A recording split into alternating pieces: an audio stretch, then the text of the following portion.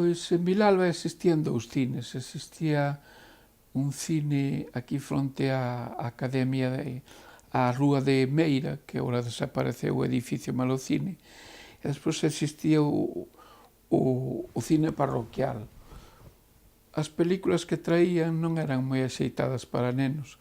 Eu recordo que das primeiras que vin debeu ser unha de tipo religioso que eran os 10 mandamientos. E despois, curiosamente, vin unha que hoxe escandalizaríame para vela un neno, que era aquela de El último cuplé de Sara Montiel, que non sei como me deixaron entrar. Pero, bueno, o feito é que a vin. E, por certo, que Sara Montiel era guapísima. Iso é unha das lembranzas que teño. E esa vina, curiosamente, no cine parroquial. Claramente desaparecido, porque na actualidade en Vilalba, desafortunadamente, non hai cines. Para algún petillo deses que se fuman cando as agachadas, cando un se quere facer home, é unha das maneiras de demostrarle fumando.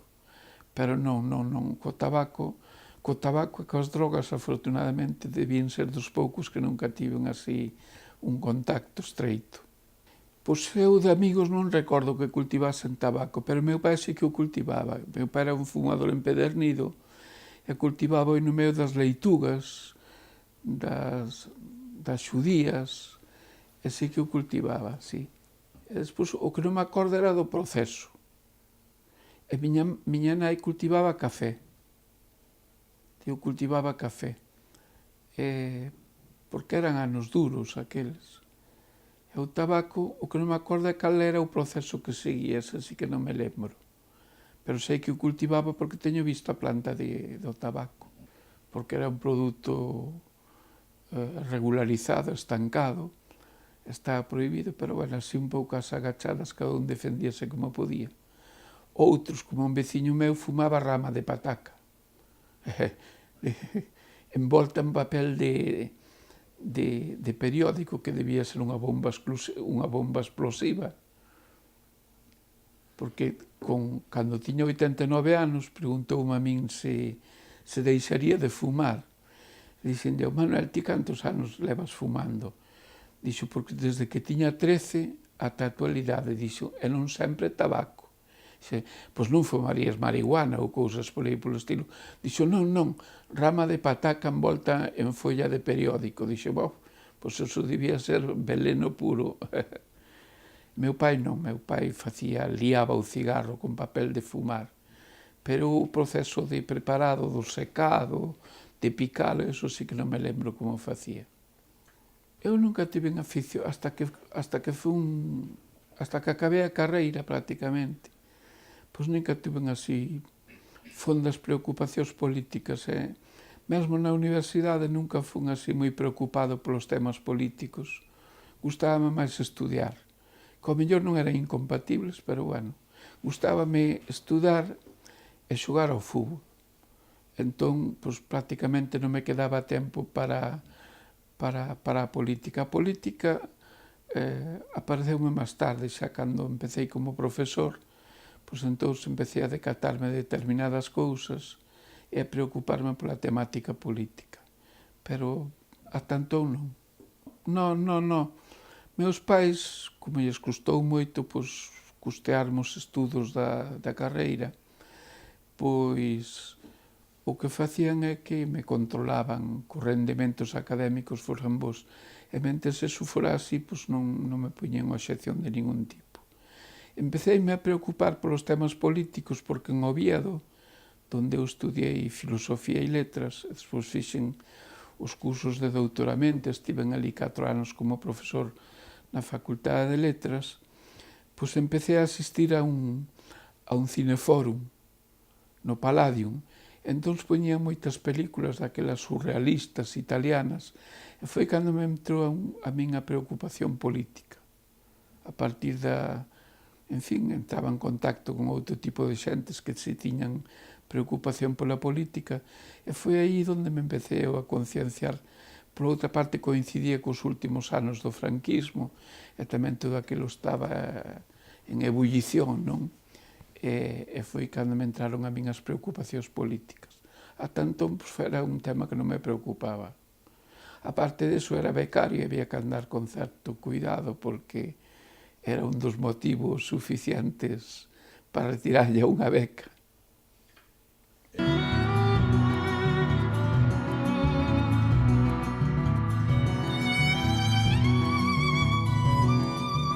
Pois comenzo a fumar, eu creo que como casi todos os nenos, por espírito de contradición.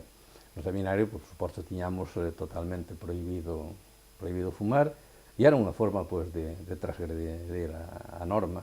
Había un túnel que comunicaba o seminario menor co seminario maior, pasaba por debaixo da calle Ángel López Pérez, iba a salir ao comedor que tiña o seminario maior, que está ao lado do edificio principal, onde hasta fai pouco hubo un comedor social, me parece. Entón, por debaixo da calle cruzábamos os do seminario menor, os dos 5 primeiros cursos, a comer ali. E a todos ali nos refugiábamos, pues, un por fazer a trastada ou en calquera escondrillo, pues, hasta que nos pillaban e nos castigaban, por suposto, claro. O que encontrábamos, picadura era un lujo, o normal era cuarterón, ou os ideales, pero de amarillo, non o caldo, sino os ideales amarillos. Seguín fumando hasta os 31 anos. 31 anos deixeino e non volvín a probar o tabaco, porque se fumo un pitillo sei que volvo a fumar. O sea que instintivamente sigo sendo fumador, pero non me causa ningún problema non fumar. O sea, hai veces que sí, despois de comer nunha tertulia, porque apetecería fumar un pitillo, pero non fumo porque sei o que me podía ocurrir e non quero volver a andar, aunque a verdad non notei que me causase daño algo. Os primeiros días costaba moito sempre que empezaba o curso, pois adaptarse outra vez a estar lonxe dos pais. Para min, sobre todo, o peor era saber que ingresábamos nos primeiros días de outubro e que non volvíamos a casa hasta finales de xuño. Había vacacións de Navidad e había vacacións de Semana Santa, pero estábamos no seminario. Eu creo que nos 5 anos, en Navidades, en Semana Santa non había vacacións, nunca as houbo, naquela época. En Navidades recordo que 2 ou 3 anos, si nos mandaron para casa porque había un ano epidemia de gripe, outro de sarampión e outro de paperas. Entón, claro, aproveitando eso, pues, cerraron o centro e fómonos para casa. Para min era o que máis me costaba, saber que iba ali e que hasta finales de xuño non volvía a casa.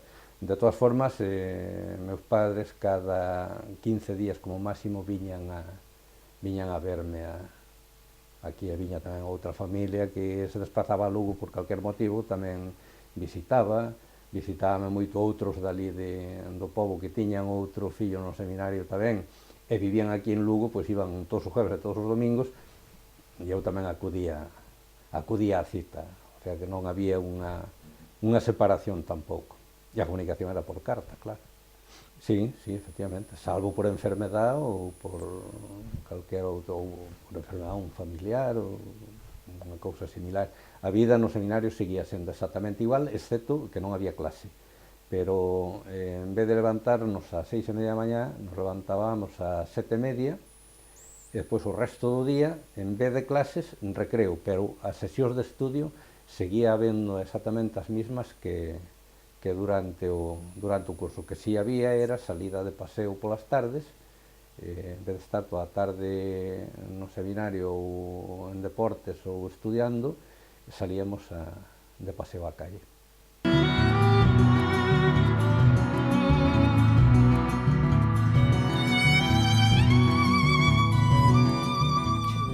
Había que ir á misa do galo, que era aí onde dicíamos os versos e dicíamos as poesías, facíamos un tipo de teatro tamén, así era unha escena teatral en gallego, claro, e se cantaban os viñacicos en gallego, que tanto nos gustaba a todo o mundo, e había que ir, era unha noite que aí sí que había que ir. E incluso facíamos, poñíamos o Belén na iglesia, se poñía o Belén todo, con muñecas, e Doña Sagrario tiña feito unhas casitas e todo de madeira, alguén lles debe facer, outro uso dela, non sei. Sei que as tiña sempre guardadas de ano en ano, e desde mediados de diciembre íbamos aos montes a traer musgo, que é unha tradición que ainda conservo eu, de aí, eso por vivirlo así tan entrañablemente. Si, así, de vestirse de antroido,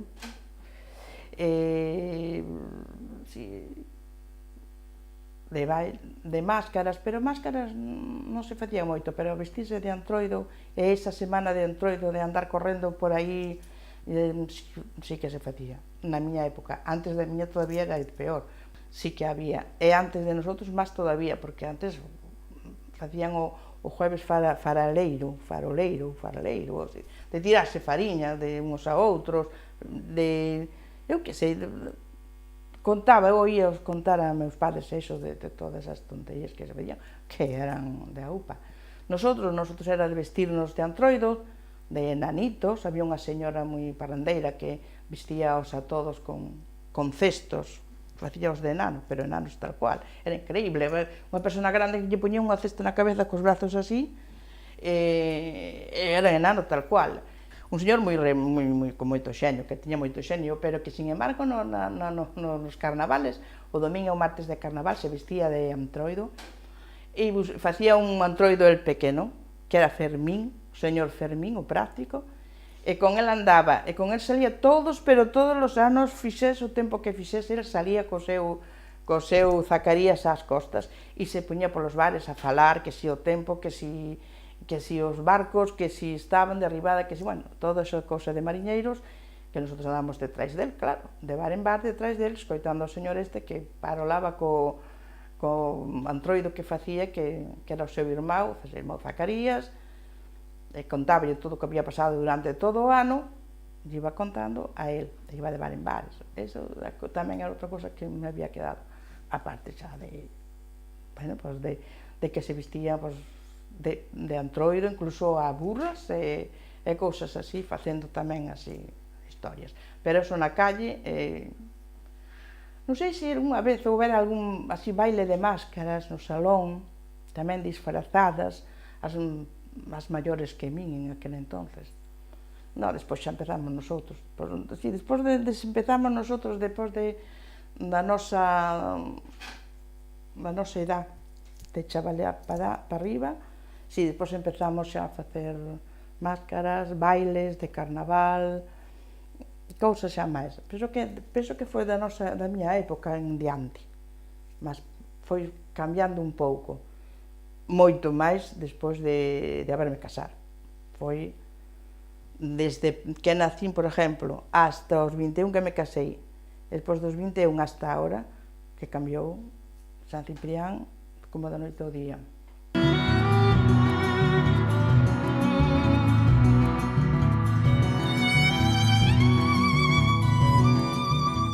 Cine, naquele momento era un pouco a diversión máxima. Eu recordo ir con meus pais, por exemplo, un domingo, meu pai viña do Coxelini, iba a buscar con miña nai, íbamos a cear antes de ir ao cine, pois ceábamos nos bares da época, no Timiraos ou no Paco. Daquela o marisco era moi barato, non se lle daba precio, o precio que ten hoxe. Eu recordo, por exemplo, o Timiraos, o suelo cheo de camarós, de cáscaras, ou de percebes. Imagino que non sería moi caro, de feito, meu pai sempre o marisco encantaballe, non? Sempre comíamos unhas fontes aquelas blancas con percebes, pois lavabaste nun lavabo pequeniño que había cunha bola de xabón destas así, e eu tomaba Coca-Cola e tomaba un viño, non? O miña nai, uns viños, unha cerveza, e eu unha Coca-Cola, generalmente, non? E recordo que aquel ambiente era un ambiente de tabernas, non? Era a zona da Fontenova actual de Viveiro, que ahora non están aí, eran o Paco, os Espellos, o Timiraos, Manolito un pouco máis arriba, despois estaba o Ribeirano, e despois xa veu todo o boom dos anos 70, que son as novas cafeterías, os novos bares que cambian un pouco, non? Pero xa sin marisco, non? E cada sitio tiña, pois, determinadas especialidades. Por exemplo, no Ribeirano, por exemplo, era o Ribeiro que había, era o viño que se bebía, non? De cando en vez, a veces facían os tentolos, de cando en vez, non sempre. Por exemplo, cada un tiña, por exemplo, os espellos, eu recordo que a mí encantábame os chipiróns da ría en tinta, que eran riquísimos, non? Porque, claro, era un material de primeira calidade, porque non tiña a saída económica que ten actualmente. Aquí había, decían, non sei se sería verdad, que se abonaban a veces os campos antiguamente con percebes. Non mo creo tampouco moito. Podía ser certo. A veces podía ser moito. De feito, recordo a xente, as mulleres dos mariñeiros ofrecendo os centolos a 2-3 pesetas pola rúa. É dicir, que casi era máis caro unha miloja naquele momento que uns centolos. Pero claro, estaba sin comercializar. Podo poñer un exemplo. Unha vez que me chamaron moita atención, vendo unha minuta dunha cea ou comida do auxilio social nos anos da posguerra, chamarame moita atención o que comían. Resulta que comían de primeiro almejas a la marinera e calamares en tinta. Iso non auxilio social. Pero por que era? Porque daquela non tiña o valor que ten hoxe. Hoxe dirías, pois sería unha comida de restaurador. Pero hai que entender as épocas, cada época ten o seu momento, non? E despois, claro, tiñamos un navallal, que era a playa de Covas, a playa de Grallal de Covas, que chamaba Navallal debido á abundancia que había de navallas. As navallas para nosotros non son os longueiros, son as coquinas, a pequena, que comíanse con arroz ou lambe-lambe, e incluso en Viveiro había tradición de facer sopa de navalla, que era moi rica. Tenmo contado Luis Tobío, que esa abuelita facía unha sopa de navalla excepcional.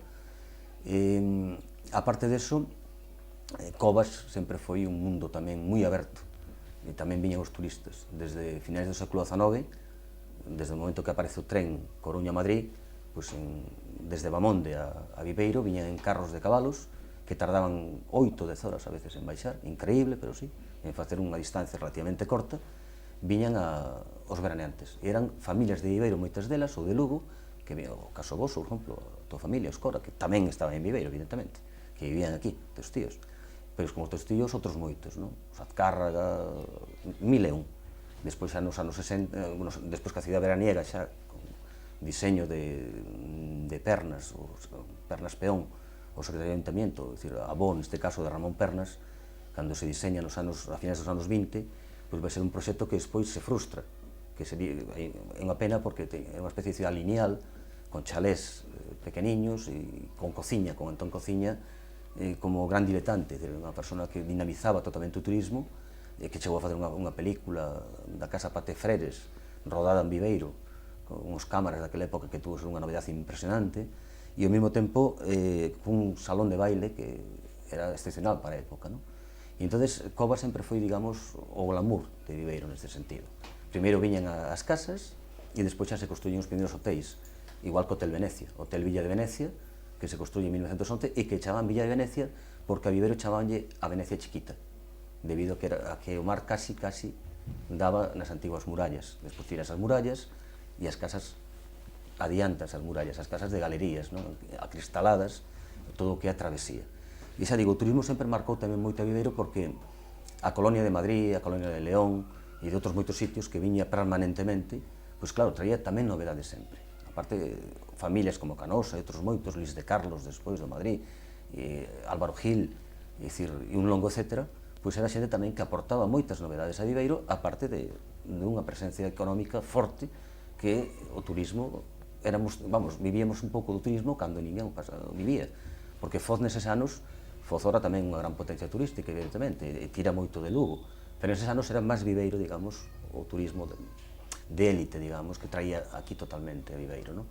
E iso creo que tamén nos marcou a todos, porque todos conocimos a rapaces e rapazas que moitos eran familias de aquí, pero que estaban en Madrid, que alternabas con eles nos braos, aqueles braos tan bonitos dos anos 70, que tiñan moito de máxico, non? Además, unha etapa xa de cambios absolutos, unha etapa xa de concienciación, unha etapa onde vas despertando moitas cousas ao mundo político, estudias fora xa de Viveiro, xa é un mundo totalmente distinto, non? Un mundo xa previo a facerte xa adulto, non? Xa é adolescencia total, pero cunha forza tremenda, e sobre todo reforzado polas festas, porque Viveiro sempre foi moi festivo.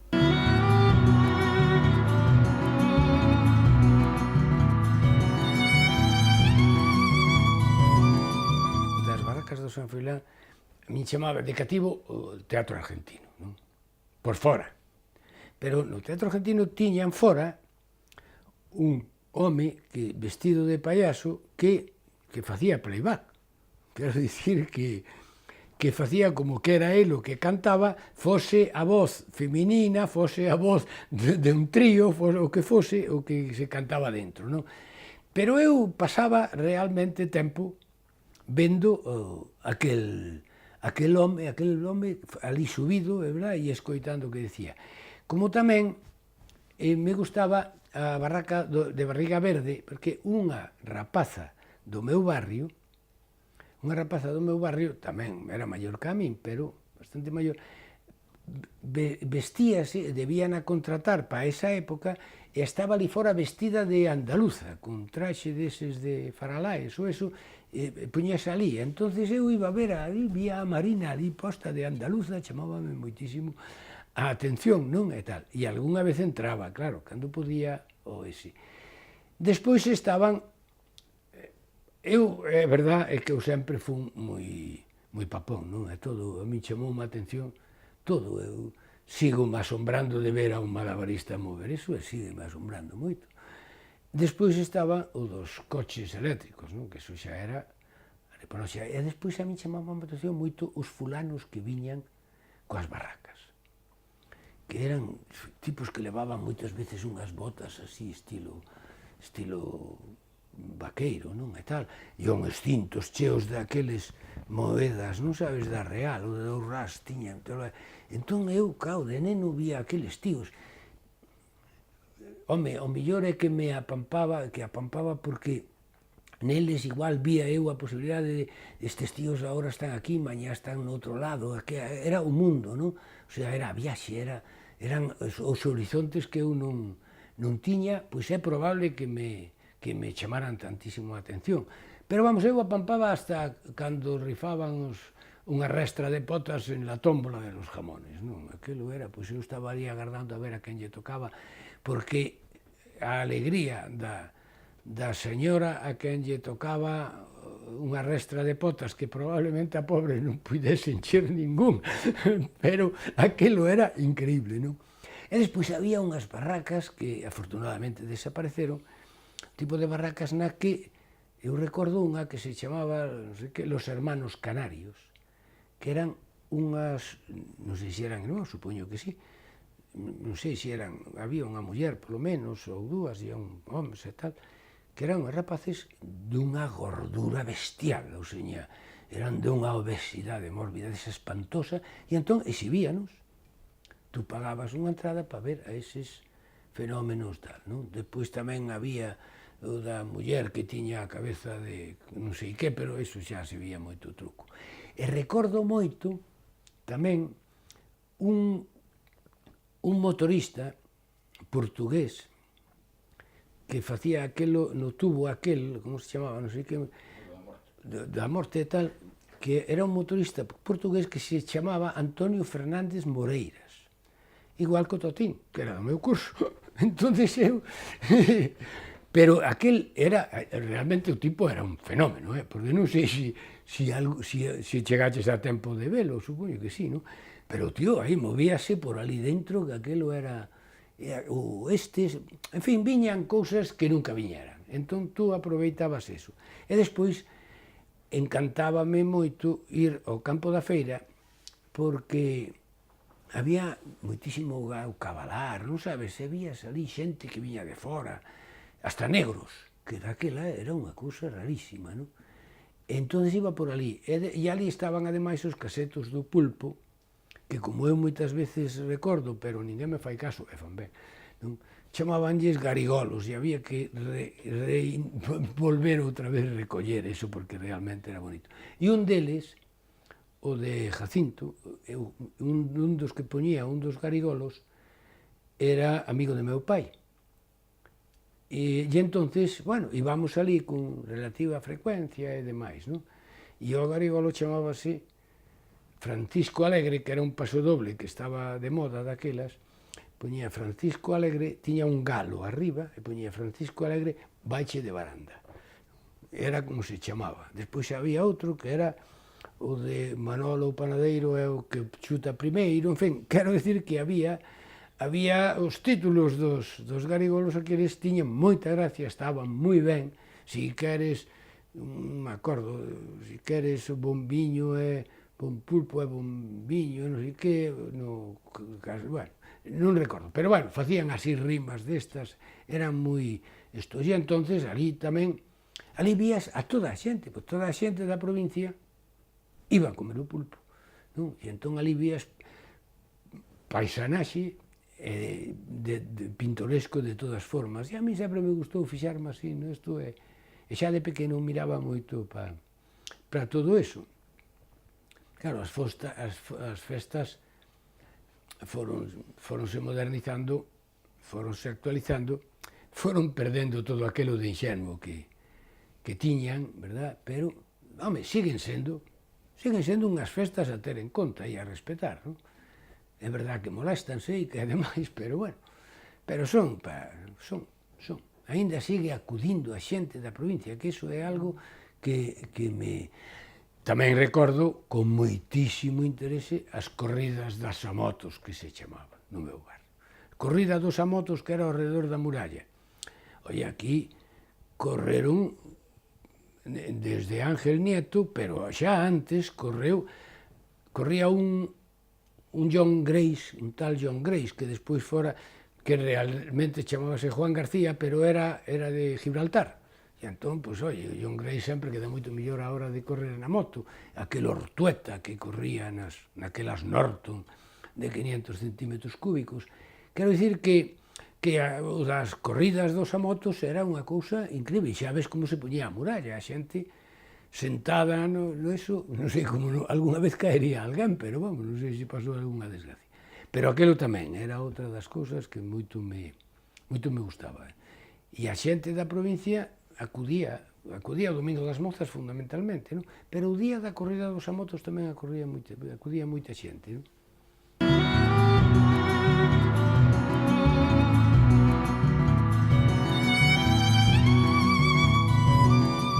Do Naseiro, eu recordo o Naseiro desde o ano 28. Que era unha festa a que viñamos toda a juventud.